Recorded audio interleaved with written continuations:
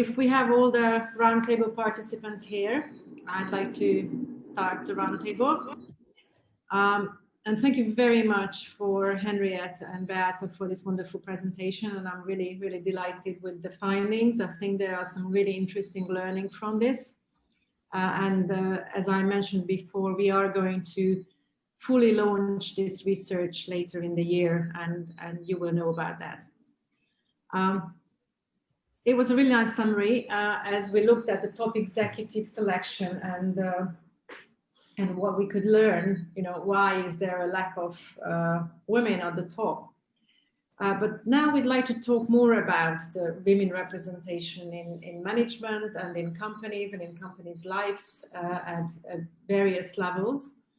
And specifically, what is the situation of women in corporations in Hungary, and about in the companies of our guests. So I would like to go ahead and introduce our guest speakers in this roundtable. First of all, Zdravka Bubalo Demeter, who's the Senior Vice President of the HR at the MOL Group. Zdravka, are you here? Can you wave at us? Yes, I'm here. Great, thank you. It's my pleasure to be here. Morning, ladies. Thank you. Good morning. Then Zsuzsanna Friedl, who's the Chief People Officer of Magyar Telekom, Hungarian Telecom in English. Hi, everyone. Hi, Zsuzsanna. Thanks for being here. Dr. Ágnes Fábián, who's the President of Henkel Hungary, who's also a great role model for us at the top position of her company at Henkel. Ágnes, are you here? Yes. Good morning, ladies. Thank you, and congratulations on your Forbes list for being named one of the most influential women in Hungary. This is amazing. And of course, also Andrea Juhos, the managing partner of Lee Hecht Harrison, an HR advisory firm, is here with me today. Hi, everybody. Good morning. Hi, Andrea. Good.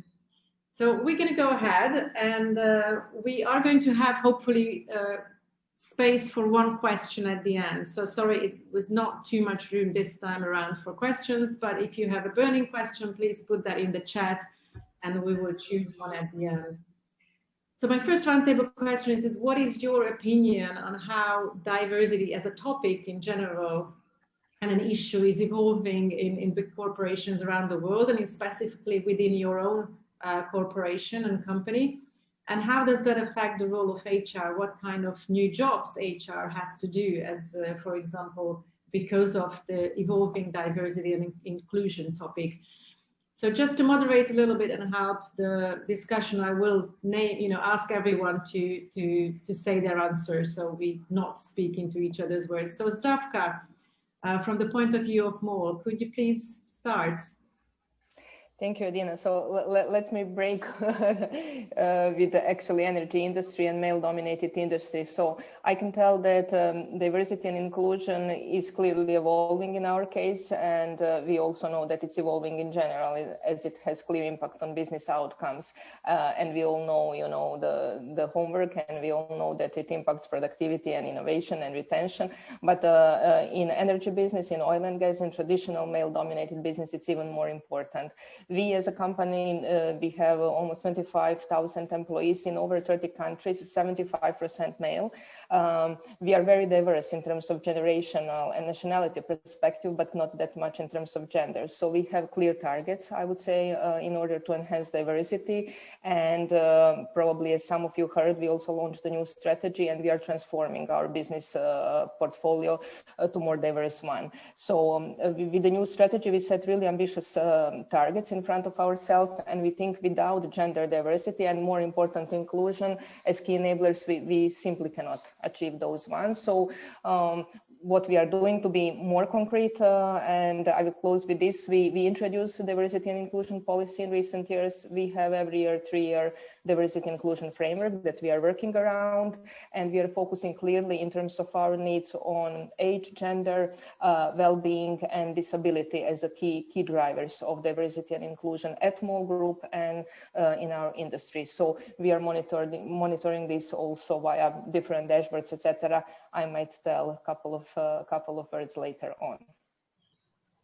Thank you very much. I can really imagine that in this industry where probably young people are not studying the business anymore in such a big number as they used to, the age issue is also very important diversity. Absolutely.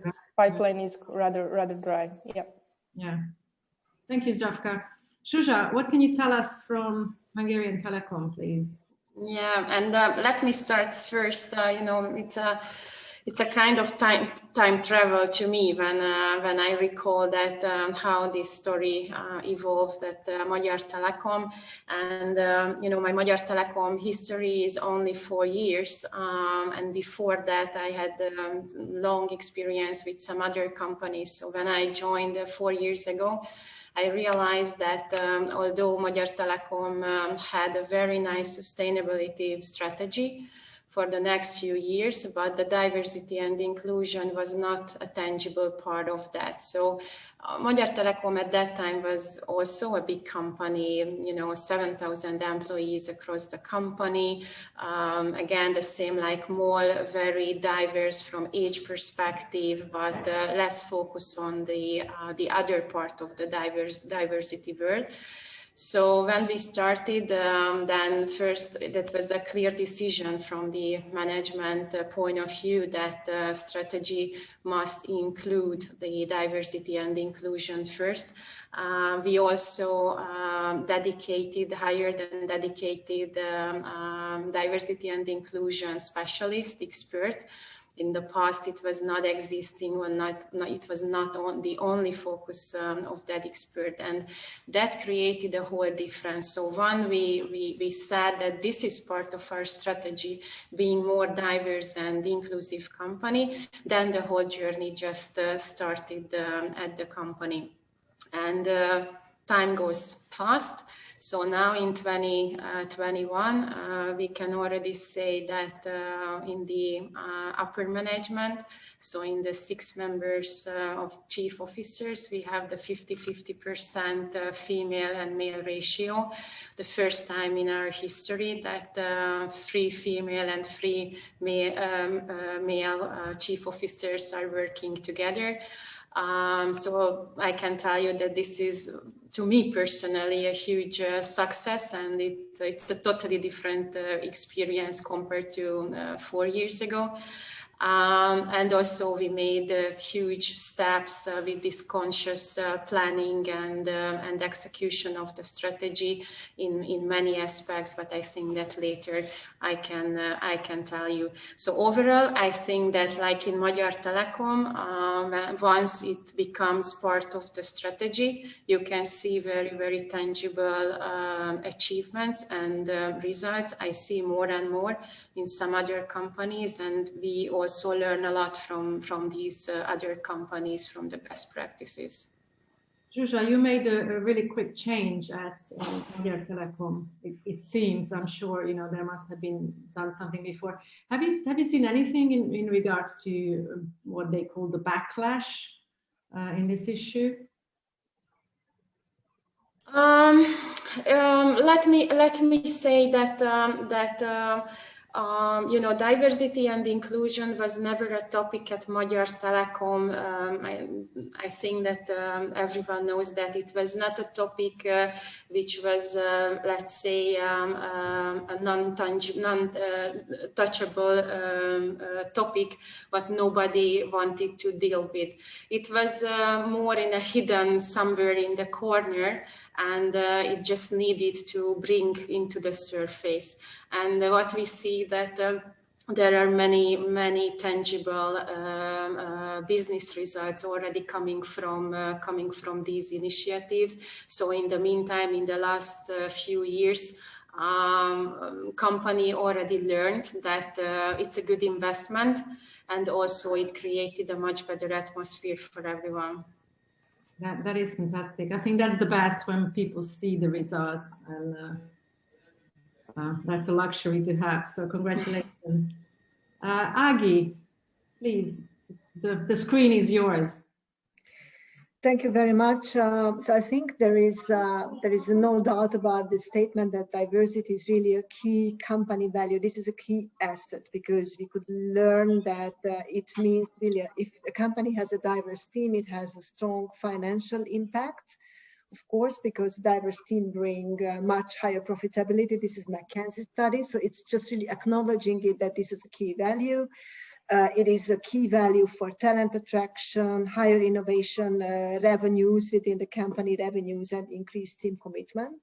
So Henkel has acknowledged already really seriously that this is a clear company value. And if it's a company value, then we have to set up KPIs and we have to measure where are we.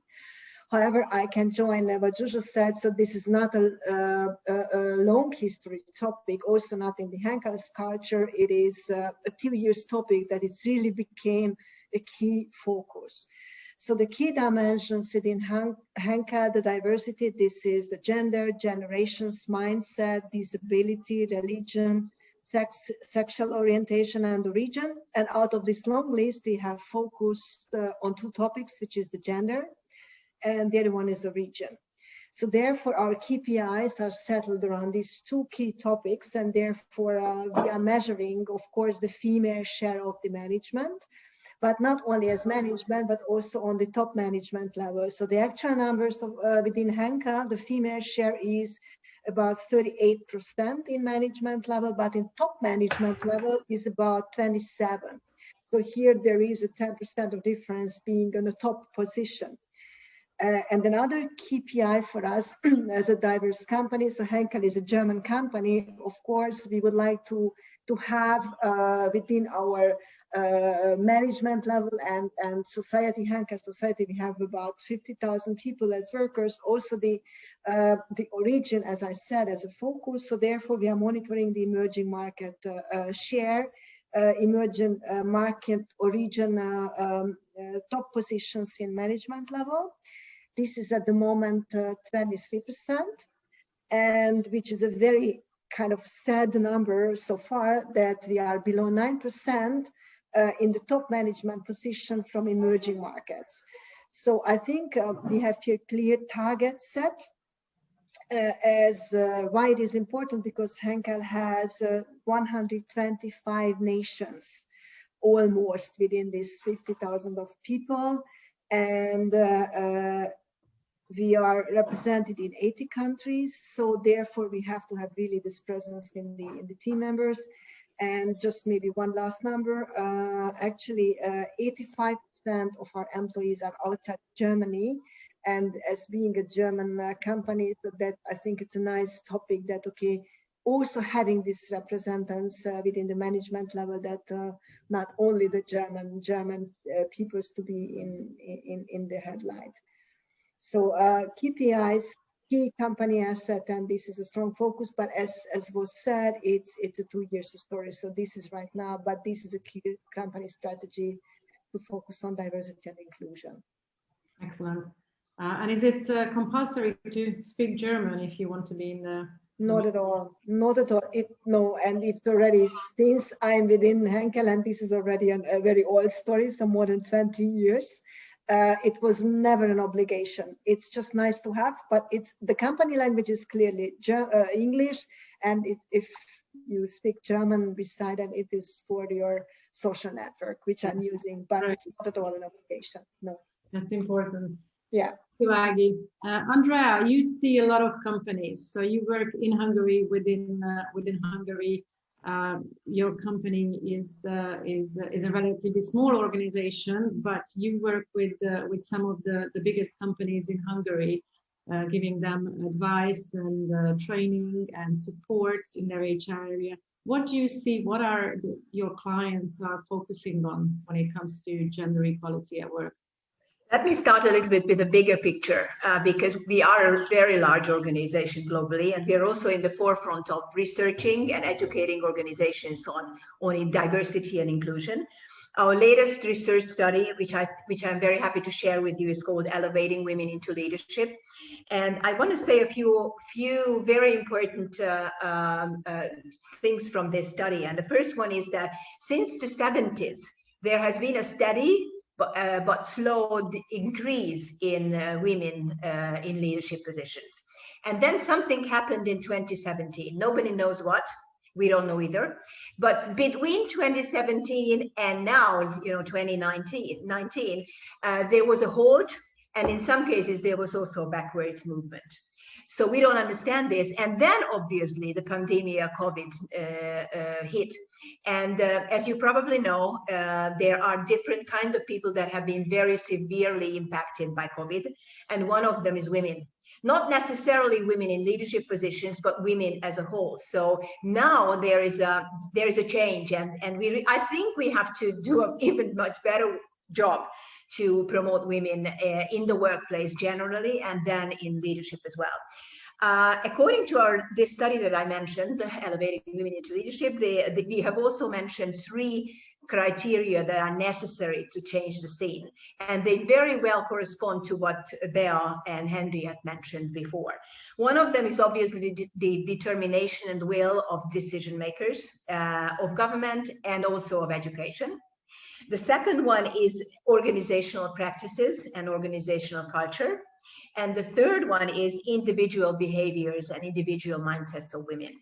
Now, because this roundtable is focused on organizations, I just want to highlight what we found about organization, practices and organizational culture.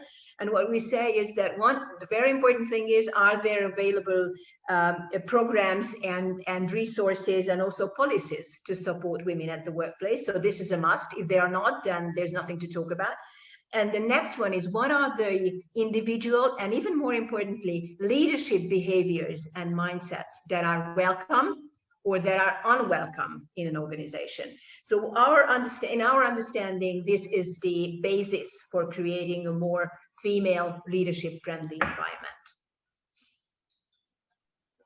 Thank you very much. Now, one of the most important things in my career, I think it was, and I'm sure a lot of you can, lots of successful women here can echo, is to have a role model and to be able to see other women in front of you at that point when you don't even think about your career consciously at all, and you're not minding where you're going to be in 20 years at all. You just, you're young and you want to have fun and you want to enjoy your work. That's all that is important. But if you see those role models, then unconsciously you start working towards it, if you like your job specifically. So I was wondering what your companies do to inspire the next generation of female leaders, maybe both inside the company, but also outside of the company. And that can be also very important because you're trying to attract more women into various positions within your company. So may I ask you, Zsuzsa, from Telekom first, to answer this question? Yeah, thank you, Edina, that you mentioned in your intro the role model, because honestly, to me personally, that's the most important in this whole topic, that how we are inspiring the next generation, that what kind of role models the young generation see in front of themselves. And that's important within the company and also outside of the company, or even in the family. I'm also a mother of girls, so I try to behave every day like a role model for them, and I'm sure that one day they will remember or realize what they like or what they don't like, and then they can learn from it. But also within the company, I strongly believe that the 27% of our leaders who are female, they are a very strong role model for the young generation, internally and externally as well. And again, I have to bring back the 50-50% ratio in the chief officers, because I'm sure that seeing within the company, seeing 3 women, one is the chief financial officer, the other is the chief commercial officer, and the third one is chief people officer. So if they see that these women can do it, and they see that how we work together, how we work within the leadership team, I think that's a great role model for our internal female talents as well. And all of us, we are mentoring within the company. So we strongly believe in the internal talents. So we are not running a dedicated female talent program, for example, but we believe that good ratio of the female talents within the existing talent programs, talent pools. This is the most important for us. So not running dedicated, let's say, female talent program, but having a good ratio of female talents within the program. This is what we do. And this is what we do, for example, in the external programs as well. Like 1 year ago, we started the so-called Kickstart program, which is designed for fresh graduates who can start their career within Magyar Telekom.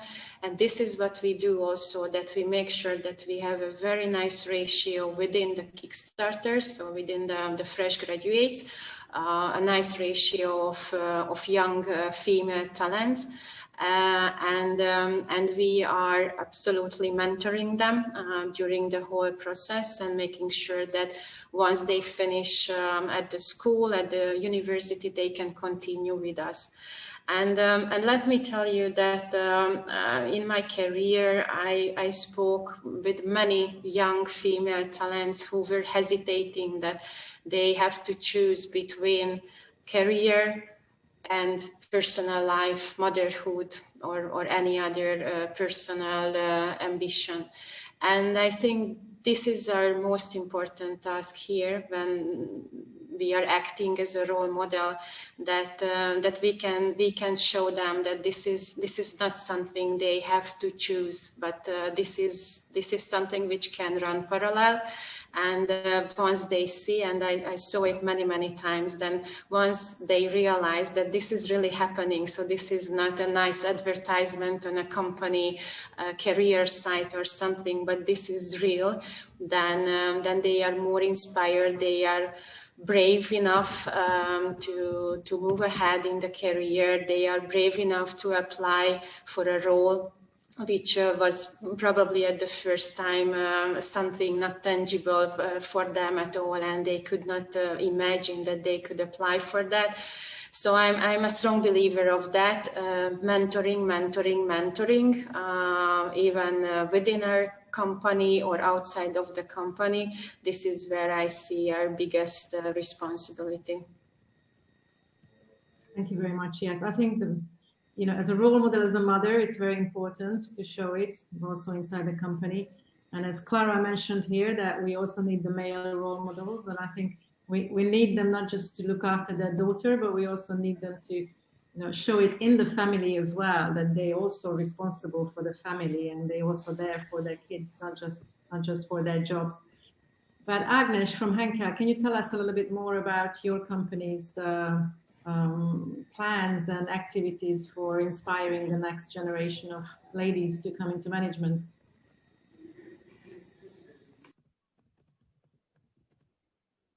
Ágnes, are you here with us or have we lost you? No, I'm with you. I was still on mute. Okay, good. Actually, I fully support the point that the role model is one of the key, really, to show it up that it's possible. And I think Henkel has in Hungary this privilege that, okay, we have also a female leader in Hungary.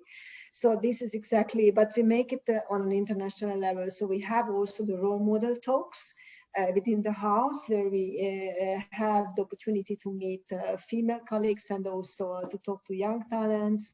These talks are really empowering and inspiring female leaders, and also talking about that it's possible to combine the work-life balance and really to talk about individual career journey and even showing up some pivot points in the life, so how to make it happen. So the role model talks is ongoing and then very personal and live sessions. And for us is also key that to show up that the women has a clear opportunity in leadership and attracting also in young talents really to have this women in leadership program. We have introduced an Every Woman network, which is a learning and development platform and exchanging. So I think we have to support the female employees and colleagues really to build up a strong network because this is where we can really support and to strengthen their presence with all the levels. which I think it's a quite a unique opportunity to combine really with the top executives, the female colleagues and the female young talents. We have introduced the program, a diversity mentoring program, where we are pairing a female, young talent, high potential or high flyer person with a top executive as a mentoring, and this is a one-year program. I think this is a unique opportunity really to jump over 3-4 hierarchical level and to have the highest level of mentoring, and this is dedicated for the female colleagues to combine them with top executives. We do use dedicated platforms for females, also for as a kind of discussions, articles, pools, coaching opportunities, master classes, which is a unique platform for females. We use it. Or for the young talents to attract Henkel, as we have introduced the Follow Me Around program. This is an Instagram platform as a story platform. And then this is to show up one day of your working. So you as a young Henkel employee can take your mobile phone and really use that one day with you on your working day and really asking questions, talk about your job. So this is also really showing up the opportunities across functions and businesses. Thank you very much. Andrea, what do you see at companies in Hungary? Well, before I answer that question, I'd like to take another step back, and I'd like to talk a little bit about what organizations need to do to change the scene. And I think the first step is creating awareness. Awareness that there is something wrong, or awareness that we want to do things differently. And awareness, obviously, if you look the word up in the dictionary, it means the knowledge or perception of a fact. And in my understanding, a lot of companies in Hungary still not aware that there is something that needs to be done in this field, you know, attracting and promoting women. And I want to give you a very interesting example, a very short one, which now I gave you a Harvard example in the chat, but this one is from Yale.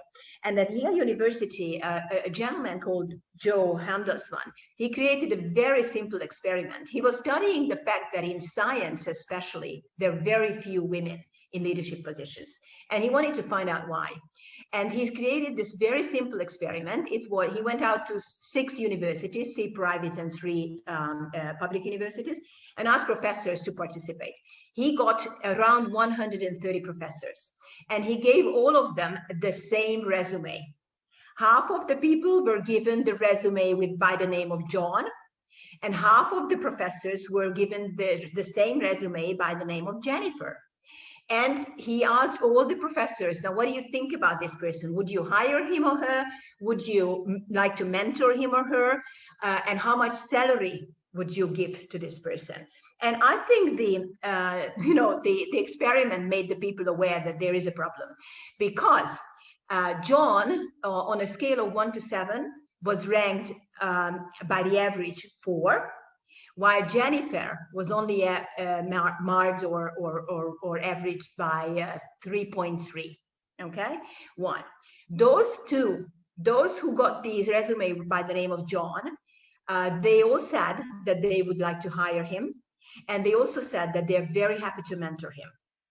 And most importantly, and I think that's really sad, when they were asked about a salary they would be willing to give to this candidate to be actually by a laboratory manager, those who had the John resume, they offered him around a little above $30,000 per year, 30, while those who were given the CV of Jennifer, they offered her $26,000 per year. And the saddest part of this is there was no difference if the interviewer or the professor was a woman or if it was a man. So I think that's what I mean by awareness. And now once this awareness is created, this is the time when companies start to educate their leaders first, and then educate their female talent pool or females in general. And obviously the most important, and I think Zsuzsa is going to talk about this because they have a super program, the most important training is unconscious bias.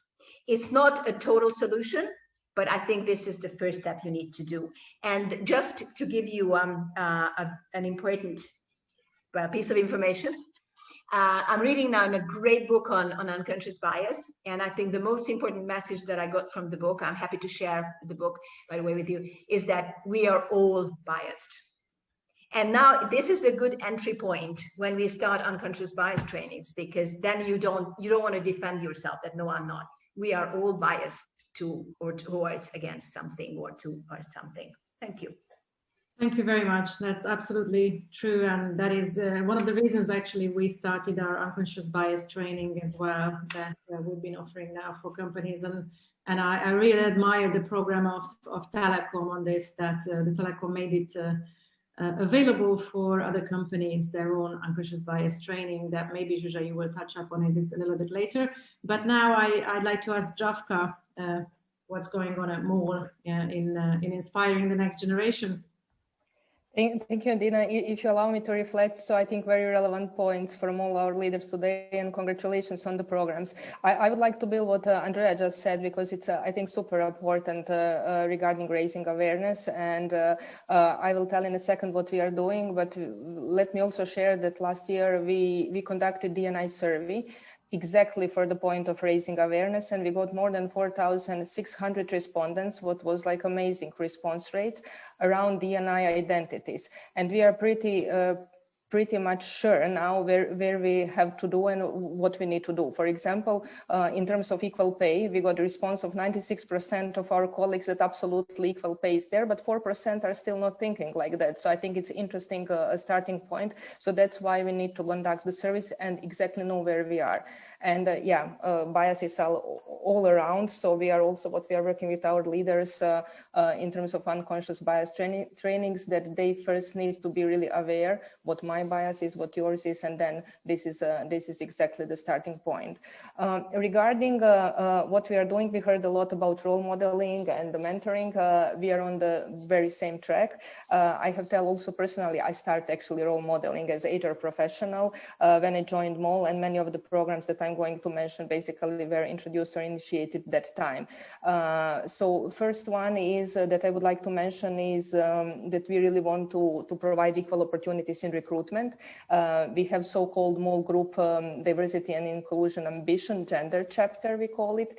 And basically what we are doing, we are dedicated that we are always having at least one female applicant on the list of candidates selected for interviews for relevant positions. You can imagine how hard this is in Pakistan, for example, where on Afghan border only females are not even allowed to work. Then we have D&I ambition to have both genders represented amongst the interviewers conducting the job interview. And last but not least, and I think this is super important, that we are offering female candidates the same salary as for male candidates in the same position, even if they didn't ask for it. So I think this is where we should really start acting, and this is really good practice that I would like to share. We are also promoting STEM sciences, of course, because it's clearly interlinked with our industry, and we have so-called Grow Female Engineers Scholarship Program. Just last week we had fantastic finals where we met fantastic young ladies, and we are encouraging them to start their career in the energy sector. So we are nurturing the pipeline, and we are showing them support with a scholarship, the possibility to work for more later on, work on the projects, white papers, etc. Regarding mentoring, we have a pretty established formal women network, women mentoring framework. We call it women mentoring. We have more than 100 mentors both male and female, who are supporting our ladies within the company, our female talent, and we are ensuring to provide opportunities for them by different developmental activities, both professionally, but as well in different leadership programs. And maybe to mention one more, not to take too much of the time, for the sake of the time, once when our female colleagues start their family, we are providing them with really targeted benefits and reintegration supports once they are coming back from maternity or parental leaves, and both for moms and dads. So this would be just a short selection of things what we are doing, but I can share more later on if you are interested. Thank you very much. Yes, we have one more question, but of course the list seems to be so long at each company that we're a little bit running out of time. So I'm going to ask you everyone to just take about 3 minutes only for the next question to answer. I mean, it was very clear from the research Bea and Henriette conducted as well, that today the situation in most of Eastern Europe, but specifically in Hungary, is that the woman is the primary caretaker at home.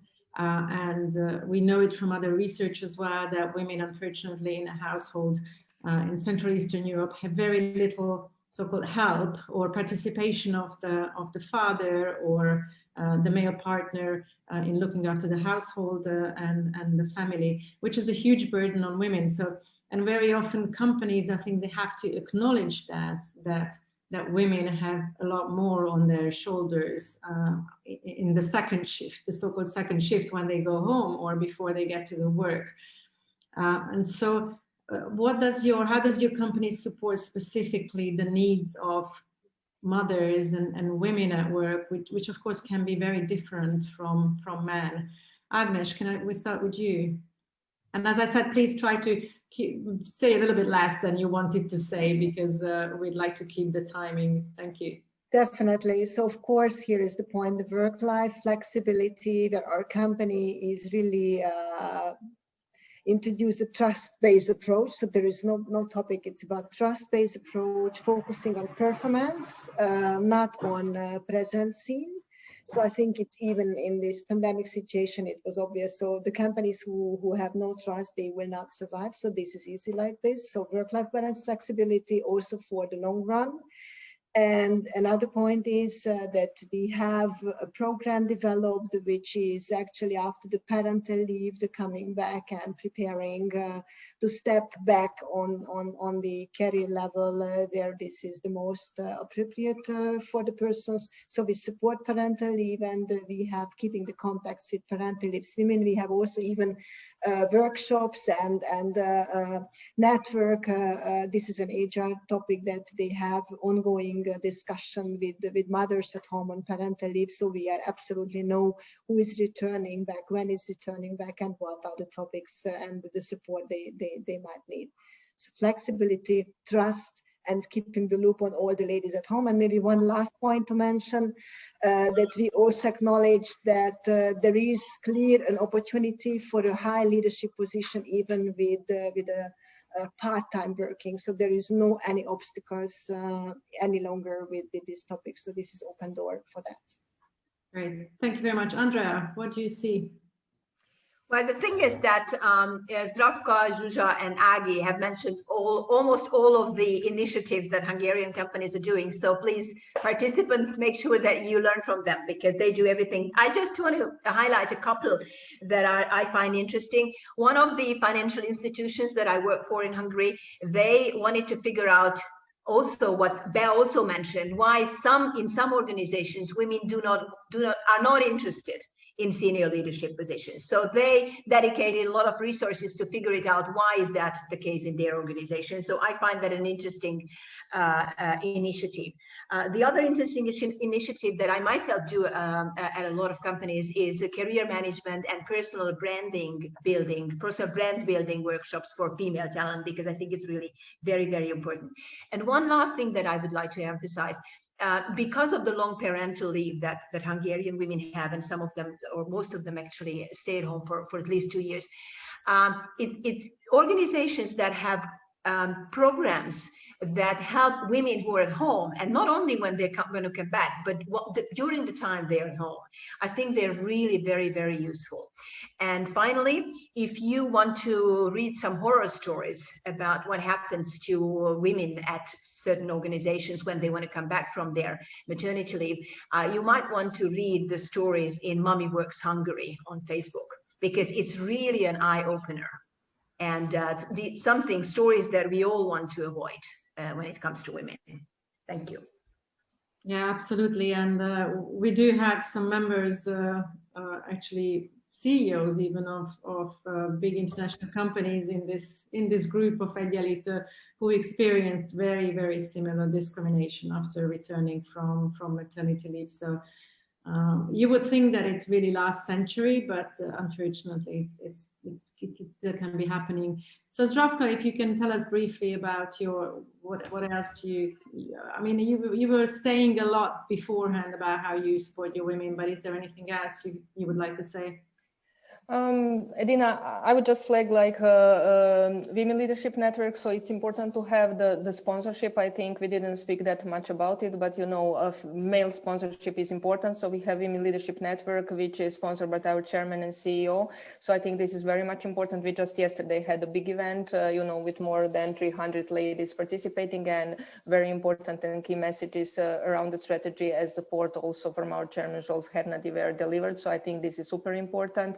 We are doing these events each quarter, and we are addressing different inclusion topics, diversity and inclusion topics of special employee groups around our framework and strategy. And we are also opened it up for all employees to participate, and this is linked with this with the bias.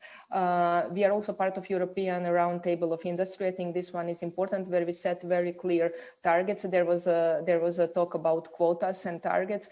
When I was young, I was not a believer in the quotas and targets, but as I'm getting older, I'm more because, you know, we need to focus somewhere. So we have clear KPIs to increase female ratio at all levels in the organization. And even more important, again, linked with the sponsorship, our supervisory board president is our spokesperson at the European Roundtable of Industry for those targets. So it's important to have male sponsored there. And as said, we did the Everybody Counts D&I survey. So it's super important to know where we are and what are our priorities. And last but not least, I think it's again important to mention that we are really doing this challenge your bias trainings in order to give our leaders, you know, awareness raising in a certain way, and give opportunity for leadership teams to really get knowledge and self-reflection, and that we can finally have really open discussion about tackling bias. I hope I was quick enough. Yes. Thank you very much. And I can just echo that even a lot of countries now are making it mandatory to, you know, to force sort of, you know, initiate companies to take stock, to look at their pay gap, to look at their own gender and other ethnicity levels and situation. And I think already just kind of facing the issues within a company, and as you said, doing the Everybody Counts surveys is a very, very important first step in this direction.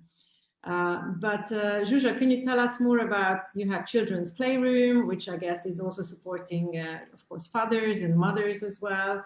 Yeah, we don't do anything now with this because the whole office building is fully empty. So let me, yeah, we have these nice things, and let me just bring here two topics or two actions what we do.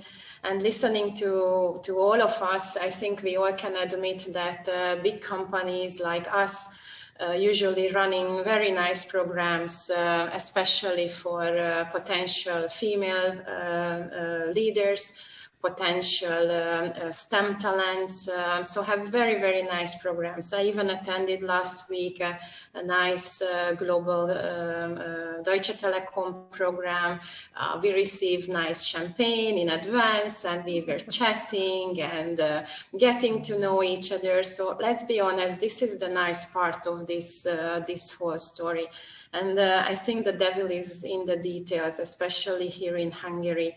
And which is one of the biggest issue in our case, that how to attract back the women who are on maternity leave for many, many years. And a couple of years ago, 2 years ago, at Magyar Telekom, the ratio of bringing back the women was only 46%. And I was very, very sad when we realized that this is our case in one of the biggest company in Hungary.